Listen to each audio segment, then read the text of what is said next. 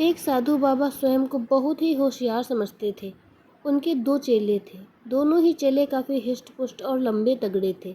भोजन के बाद जब साधु बाबा अपने आसन पर लेटते तो दोनों चेले बारी-बारी से आकर उनके पैर दबा जाते और जब बाबा जी को गहरी नींद आ जाती तब वे दोनों भी अपने-अपने आसन पर जाकर आराम करते। एक दिन बाबा जी ने सोचा क्यों न अपनी दोनों टाँगें दोनों चेलों के हवाले कर दूँ। इस तरह दोनों टाँगों का बँटवारा करने से खूब सेवा होगी और मुझे अधिक सुख मिल सकेगा। यह सोचकर बाबा जी ने अपनी दाईं टाँग एक के हवाले और बाईं टाँग दूसरों को दे दी। दोनों टाँगें चेलों के हवाले करने के बाद बाबा जी सुख से रहने लगे। चेले भी अपने हिस्से में आई हुई टाँग की सेवा तन मन से करने लगे। अपनी-अपनी टाँग को मजबूत और स्वस्थ बनाने के लिए उनमें होड़ लग गई। रात दिन मालिशें होने लगी, टाँगों को कसरतें कराई जाने लगी और हर तरह से दोनों चेले अपनी-अपनी टाँगों की रक्षा में लगे रहे। बाबा जी बड़े चतुर थे। वे चाहते थे कि चेलों पर डांट-डपट होती रहे। इसके लिए वे कभी बाईं टाँग को मोटा हुआ बताते तो कभी बाईं टाँग को।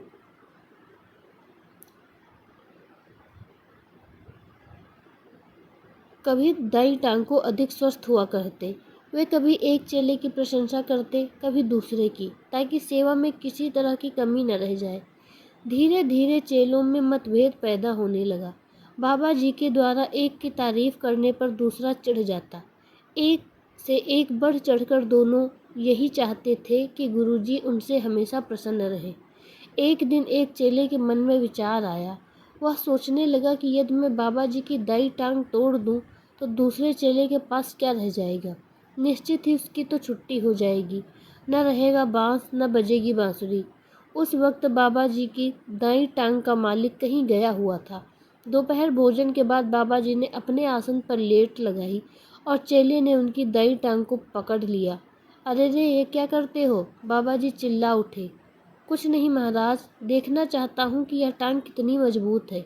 आप निश्चिंत रहें, आपका कुछ नहीं बिगड़ेगा। कहकर उसने टाँग को अपनी तरफ खींचा और उसे तोड़ डाला। बाबा जी दर्द के कारण बेहोश हो गए। थोड़ी देर में होश आने के बाद देखा कि टूटी हुई टाँग का मालिक सामने खड़ा है। पीड़ा से कराहते हुए बाबा जी को देखकर पूछा, तो मालूम हुआ कि बाईं टाँग वाले चेले ने यह काम किया है। सुनकर वह आग बबूला हो गया। सोचने लगा, मुझे सेवा से अलग कर वह अकेला ही बाबा की कृपा का पात्र बनना चाहता है, लेकिन मैं ऐसा कभी न होने दूंगा। सोचकर उसने उसके हिस्से वाली टाँग को पकड़कर खींचा। बाबा चिल्लाए, ठहरो ठहरो, अब तुम यह क्या करने जा रहे हो? क्रोध से भरे हुए चेले ने उत्तर दिया, इस टाँग के साथ मैं भी वही करूँगा जो उसने मेरी वाली टाँग के साथ किया है। उसने मेरी टाँग तोड़ी है, अब मैं भी इसका भुर्ता बना डालूँगा। बाबा चिल्लाए, अरे कमबख्तों, ऐसा ना करो, कम से कम एक टाँग तो ठीक रहने दो। बाबा ने बड़े प्रेम से उसे समझाया, बेटा यह टाँग तो मेरी है, उसकी नहीं। इसे भी तोड़ डालेगा तो फिर मेरे पास क्या बचेगा?